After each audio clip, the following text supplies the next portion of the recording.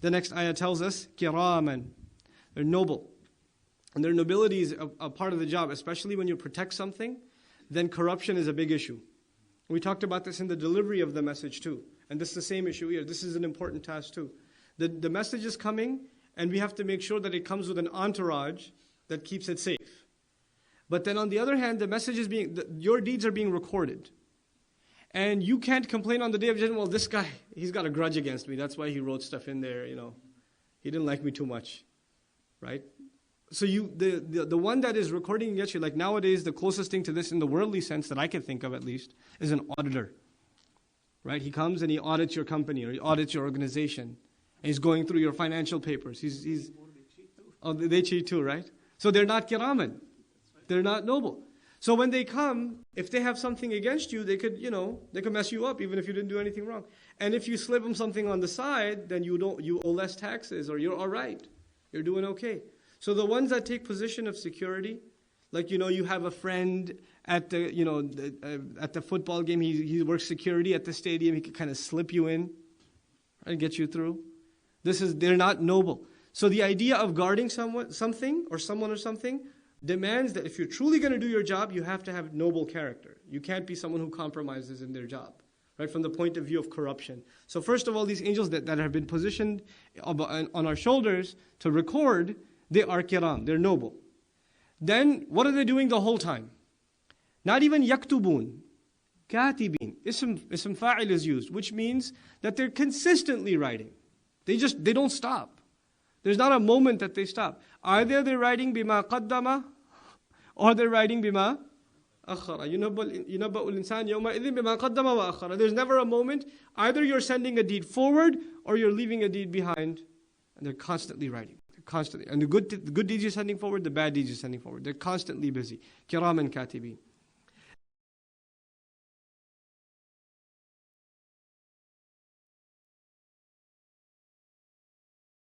Then Allah says, يَعْلَمُونَ مَا تَفْعَلُونَ. They know what you're doing. And that's the other thing.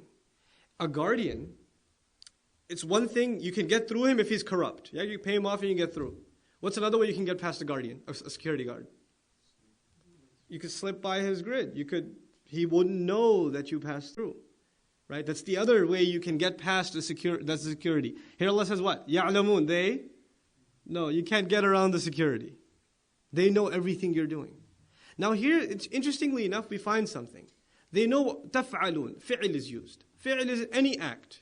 Amal is akhas. It's more specific kind of act. And amal is used for a conscious act, an act that you do with the intention, and that's amal. But fi'l is any act. Even breathing is a fi'l. Walking is a fi'l. They know every single fi'l. يَعْلَمُونَ مَا تَفْعَلُونَ. But the other thing here is Allah did not mention that they know our intentions. This is a hadith I owe you for next week. I'll paraphrase it this week. Allah Azza wa Jal commands the angels to record the good deeds of one good deed for this guy. And they say he didn't do anything. Allah says he intended to do an evil and he stopped. So record a good deed. So do they know the intention? No, but they know the deed itself. And what's this beautiful in the Quran? They know the deed. On the day of judgment, Allah Azza wa Jal describes this person who comes with these deeds. وَقَدِمْنَا إِلَى مَا عَمِلُوا مِنْ عَمَلٍ. Right? وَقَدِمْنَا مَا عَمِلُوا مِنْ عَمَلٍ. We come forward with whatever deeds they had done. Meaning the angels had recorded them. He was like, this is on my record. But did Allah know that these deeds were done with bad intentions? So فَجَعَلْنَاهُ هَبَاءً مَنْثُورًا. We turned it into scattered dust. Allah destroys those deeds. He thinks he has something. So they record, yes. But is there even a better recorder? Even than the angels? Subhanallah. So in another place in the Quran, Allah says, Wallahu khayrun hafidhan. Subhanallah. They're hafidhin. Allah says Allah is even better a hafidh. Allah is even better a recorder. Because He knows even more about the deed than the angels have access to know. Subhanallah. It's this incredible nuance in the language of Quran. So يَعْلَمُونَ مَا تَفْعَلُونَ. They know full well what you're doing. In the previous surah, we found something that people were doing. They were burying the baby daughter alive. Right? And now even in the general sense, whatever you're doing, they know.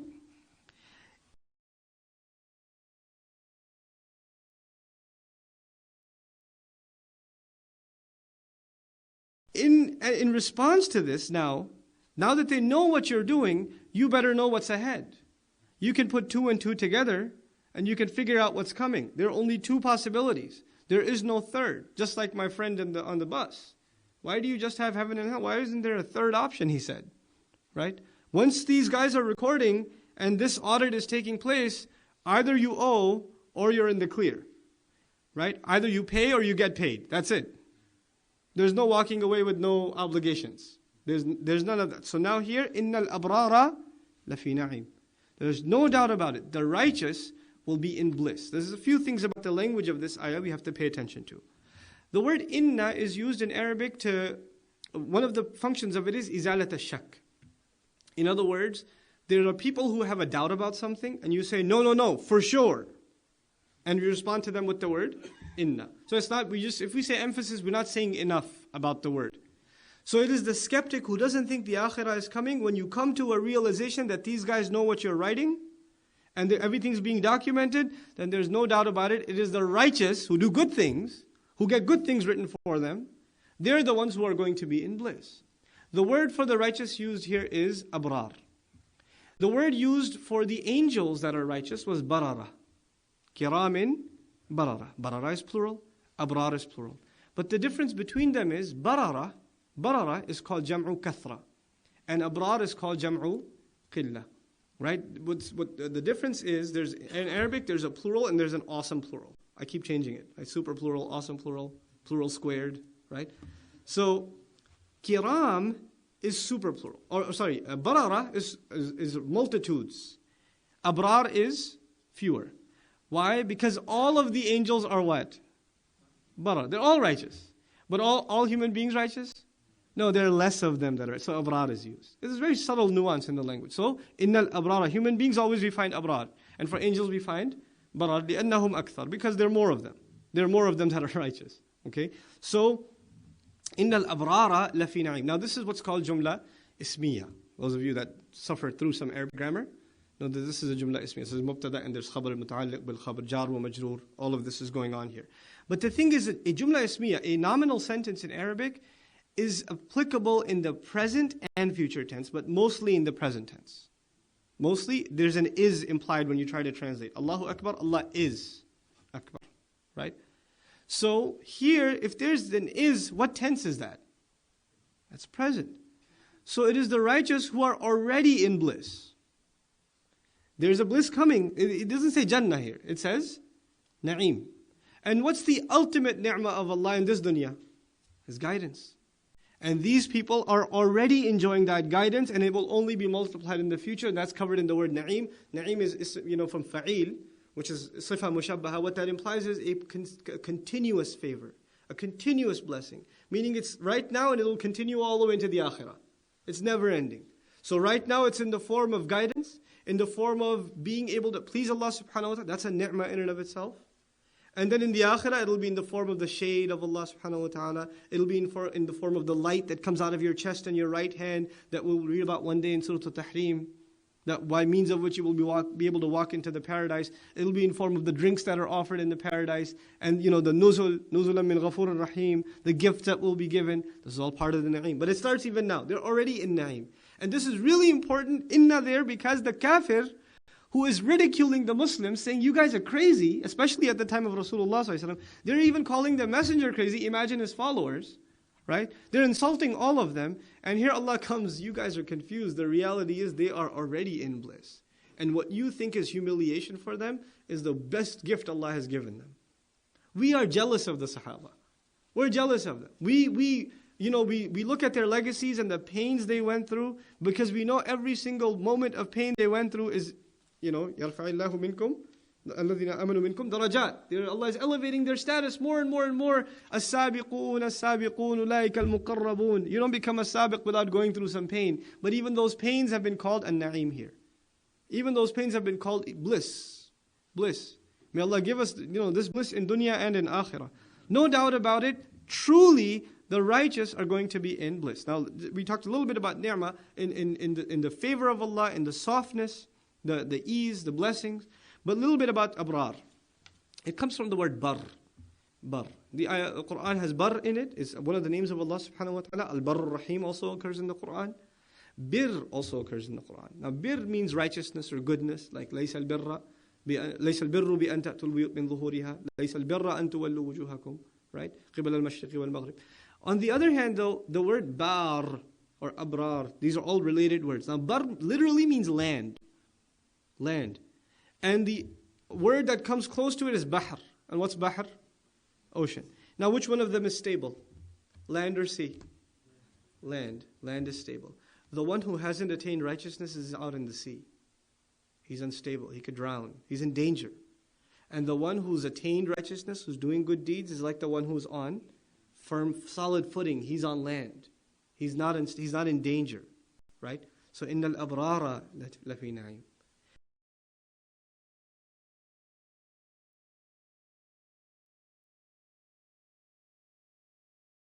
And then he speaks on the other side, وَإِنَّ الْفُجَّارَ لَفِي جَحِيمٍ.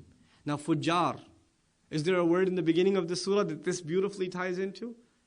إِذَا السَّمَاءُ انْفَطَرَتْ وَإِذَا الْكَوَاكِبُ انْتَثَرَتْ وَإِذَا الْبِحَارُ فُجِّرَتْ. And now here, وَإِنَّ الْفُجَّارِ. Same word, used in a different way. Fujjar, those who explode with sins.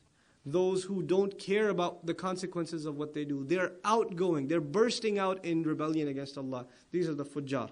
May Allah save us from them and not make us from them. So, وَإِنَّ الْفُجَّارِ لَفِي جَحِيمٍ. No doubt about it, they are in Jahim, meaning their fate is sealed. Now, you would ask, why would Allah seal their fate? Because this is also Jumla Ismiya. Why would Allah seal their fate? Why would Allah not say, they will be in, سَيَكُونُونَ, right? سَيَدْخُلُونَ الْجَحِيمِ. No, لَفِي جَحِيمٍ, like it's already the case. Like, إِنَّ الْإِنسَانَ لَفِي خُسْرٍ. Already the case. So, إِنَّ الْفُجَّارَ لَفِي جَحِيمٍ. Why would he do that? This is the subtlety of the Arabic language.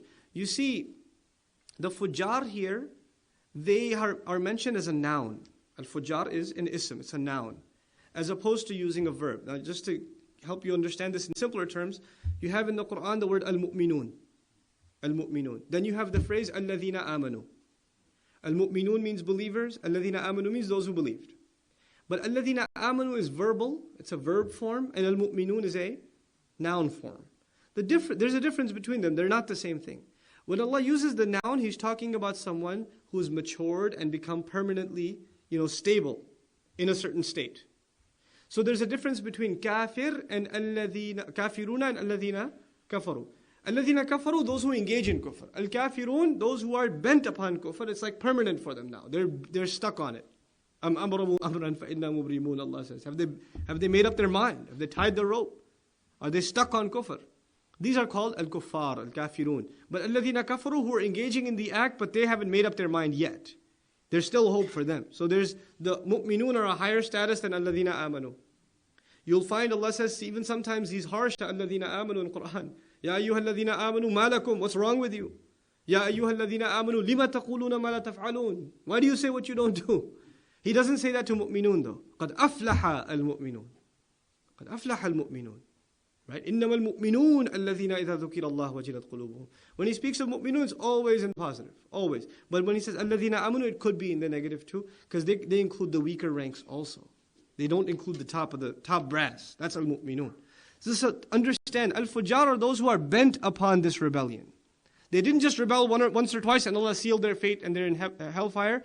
They have now decided this is their life. They've made a commitment to fujur.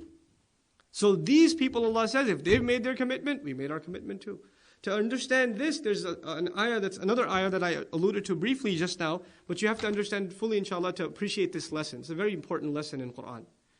أَبْرَمُوا أَمْرًا فَإِنَّا مُبْرِمُونَ. Ibram in Arabic means, in the olden days, you didn't have construction with cement and brick and this stuff. You had wooden beams, right? You had these wood beams, and you have to connect them perpendicular, right, to be able to construct. But you didn't have nail and hammer either. So how do you take two beams and fix them up so they're straight and perpendicular with each other? You tie them, right? Now the kind of rope that you use is you take a rope and you double it so it's stronger. Then you wrap it around, but you don't wrap it around once. You at least wrap it around multiple times, twice at least. This is called ibram. Meaning there's a kind of knot you tie with the intention that you will undo this knot. Like, when you tie your shoes, then you're going to undo that knot. But when this guy is tying these two beams together, what kind of intention does he have? Is he going to untie it or is he going to leave it? It's permanent knot. It's a permanent knot. Now this is the image in the Quran of those who are bent upon kufr. It's like they've tied their knot. Allah says, amrabu amran. Have they tied up their decision? Have they really locked it in, doubled the cord, twisted it twice, fixed it in? Then Allah responds, فَإِنَّا مُبْرِمُونَ. Then there is no doubt we have tied our knot too. They've tied their knot on remaining disbelievers. Allah has tied His knot in what? Sealing their fate. But what's amazing in that ayah is, when they tied their knot, Allah used a verb, أَمْرَبُوا, فِعْل ماضي. But when Allah spoke about Himself, He said, فَإِنَّا مُبْرِمُونَ اسم فاعل. He used a noun. Okay, the active participle. What that tells us is, even though they have tied their knot, even though they're so bent upon kufr, is there a day coming when they wish they will be Muslims? Will they want to undo this knot eventually?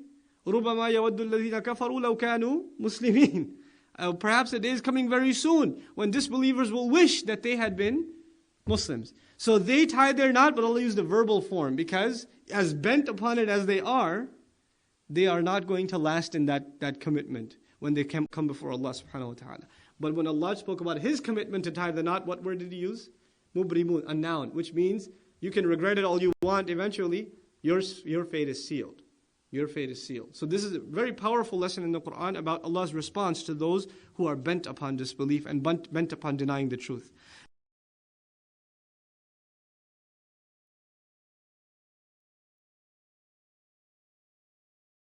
يَصْلَوْنَهَا يَوْمَ الدِّينِ.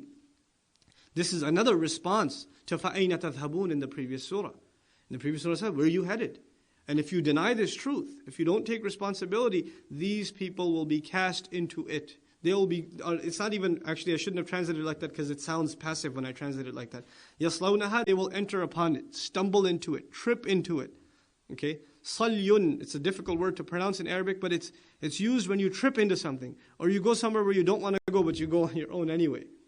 Right? You're reluctant to go, but you go. So it's almost like you're forcing yourself to go. They will be cast, they'll cast themselves into it literally. Okay? Yawm ad-Deen. And sal, of all the different kinds of words for entrance that are used in Arabic, this one specifically only used for fire. It's only specifically used for fire. And we talked about jahim before, if you remember. Jahama in Arabic is the look the lion gives to its prey before it tears it apart. Right? The stare into its eye, that's called jaham. So jahim is not only the blazing flame, but it's a flame, it almost looks like it's staring at its victims. It's looking at them in the eye, it's coming at them. And that's one thing that will now become, you'll understand the precision of Quran, why jahim is used and how beautifully it ties to what's coming later. يَصْلَوْنَهَا يَوْمَ الدِّينِ. They will be cast into it on the day of ad-Deen. Has the word Deen come up before? كَلَّا بَلْ تُكَذِّبُونَ بِالدِّينِ. You lie against the Deen now. There's a day of Deen coming, you won't be able to lie against it then. Then you'll pay for it. So you better take care of Deen now, otherwise it'll take care of you then. Right? So يَصْلَوْنَهَا يَوْمَ الدِّينِ, on the day of ad-Deen.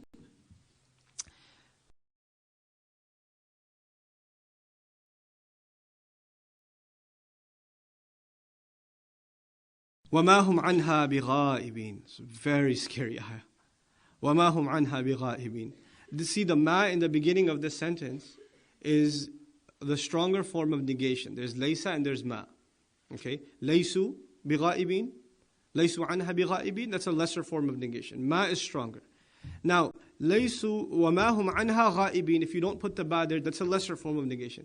But you have ma there and you have ba there. This is one of the strongest forms of negation. They will not be able to steal away from it. They will not be able to be outside of its view for a single moment ever. Now, to be ghaib is, for example, I'm teaching a class and some of my students are sleepy, so they find a seat behind the beam. So they are ghaib from my stare, right?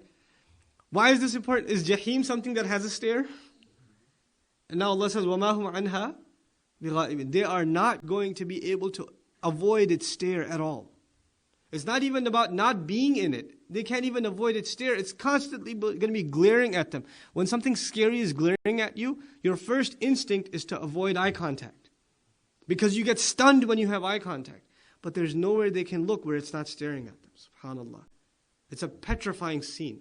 وَمَا هُمْ عَنْهَا بِغَائِبِينَ. But to add to it, we found something really interesting in Al-Kashaf when he comments on the language of the ayah. We don't take aqidah from Sahib Al-Kashaf as Zamakhshari because he had Mu'tazili tendencies. But his grammatical analysis and his linguistic analysis has been taken from Ahl Sunnah wal Jama'ah by them historically. Okay? وَيَجُوزْ أَنْ يُرَادْ يَصْلَوْنَ النَّارِ يَوْمَ الدِّينِ وَمَا يُغِيبُونَ عَنْهَا قَبْلَ ذَلِكَ يعني في قبورهم. Allah says they will not be able to escape its stare ever. What that implies is even when they're in their graves, isn't there a window open to the hellfire?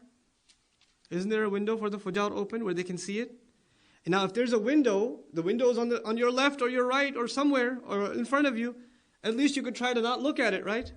Allah says they won't even be able to avoid its stare ever, even in their graves. It includes even in their graves they won't be able to escape the glaring into the hellfire. So it'll be terrifying them, horrifying them even before they enter it for ages and ages and ages. So the fujar that have died already, right? These vicious disbelievers and sinful people that have died, that boldly sinned, they are in their graves right now staring right into the eyes of hellfire.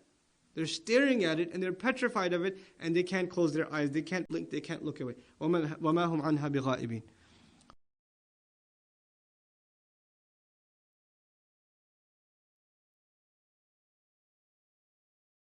وَمَا أَدْرَاكَ مَا يَوْمَ الدِّينِ ثُمَّ مَا أَدْرَاكَ مَا يَوْمَ الدِّينِ. The question is twice. So it began previously with one question in the previous surah, فَأَيْنَ تَذْهَبُونَ. Here, مَا غَرَّكَ بِرَبِّكَ الْكَرِيمِ مَا أَدْرَاكَ مَا يَوْمَ الدِّينِ ثُمَّ مَا أَدْرَاكَ مَا يَوْمَ الدِّينِ. 3 times the questioning in this surah. It's getting tougher and tougher. After all this wa'id, after all this warning, you're still not changing your attitude. Now we find تَكْرَارُ السُّؤَالِ يَزِيد فِي الْإِسْتِهْوَالِ. The repetition of the question, we'll talk about what that question means. The repetition of the question intensifies the horror of the one asking. You know, in human experience, you'll be able to appreciate this. Didn't I tell you to come? Didn't I tell you to come? You ever hear that? When the second time, it's even harder. Come here, come here. The second time, it's tougher. It rattles the person. وَمَا أَدْرَاكَ مَا يَوْمُ الدِّينِ ثُمَّ مَا أَدْرَاكَ مَا يَوْمُ الدِّينِ. Man, I better take this seriously. It brings Allah Azza wa Jalla to say it twice. Subhanallah. It's a magnificent manifestation of anger. It's a manifestation of horror to be injected into the one that denies. What do you have? Do you have any clue what the day of that decision is? Do you have any clue what the day of that final judgment is? Twice. The way Allah asks, it's terrifying. Terrifying. ما أدراك ما يوم وما أدراك ما يوم الدين ثم ما أدراك ما يوم الدين. دال را and ya. To find something through manipulating clues, to try to figure something out by looking at evidences, to investigate something. What are you going to look around for to give you even a clue of how horrifying that day is? وما أدراك ما يوم الدين. When you're going to be getting your portion, when everybody will know ما قدمت وأخرت. That's Deen. You better get your act together.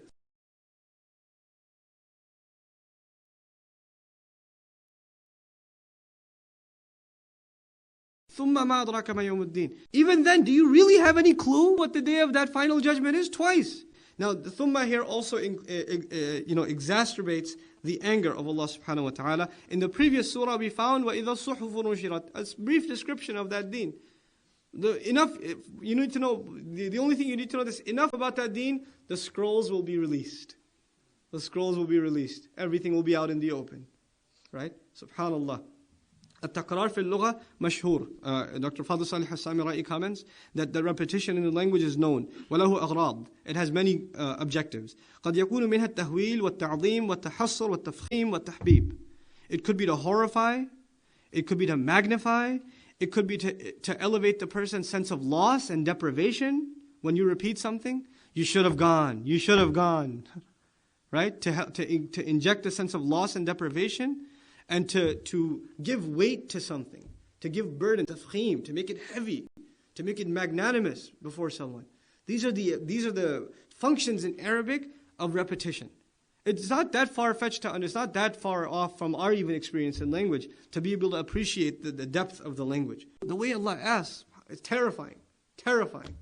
ما أدراك ما يوم وما أدراك ما يوم الدين ثم ما أدراك ما يوم الدين. Dal, ra and ya. To find something through, manipulating clues, to try to figure something out by looking at, evidences, to investigate something. What are you going to look around for to give you even a clue of how horrifying that day is? وَمَا أَدْرَاكَ مَا يَوْمُ الدِّينِ. When you're going to be getting your portion. When everybody will know مَا قَدَّمَتْ وَأَخَّرَتْ. That's deen. You better get your act together.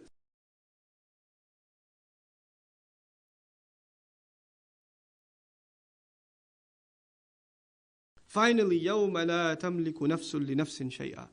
Allah Azza wa Jal gives us some clue about what's going to happen on that day.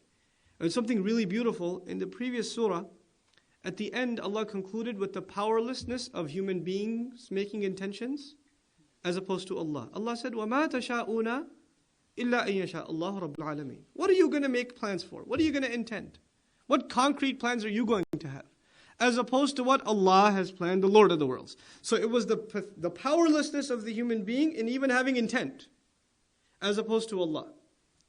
Now on the other hand, here we find يَوْمَ لَا تَمْلِكُ نَفْسٌ لِنَفْسٍ شَيْئًا. The day on which no person will have any dominion, any sovereignty, any control, any authority, any ownership in any way, shape, or form in regards to any other person. We have already heard, this is a summary of what we've been reading.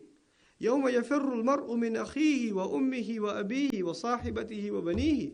You've been reading about it. You're running from your family members. You're running away from all of them.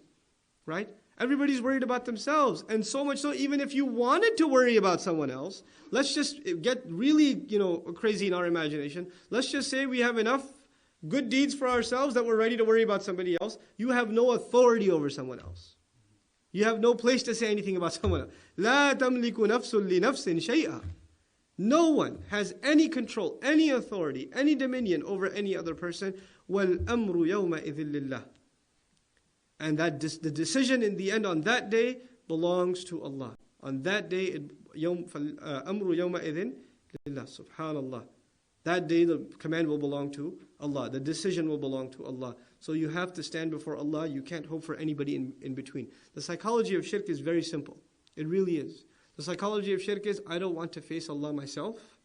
I'd rather put somebody before me and Allah. Why do people worship an idol? Why do people worship a saint? Why do people set up a son for Allah? Or daughters for Allah? Why? Because I'm messed up. When I have to go in front of Allah, He's probably going to let me have it. So let me send His beloved son in front. He could speak for me, I'll be all right.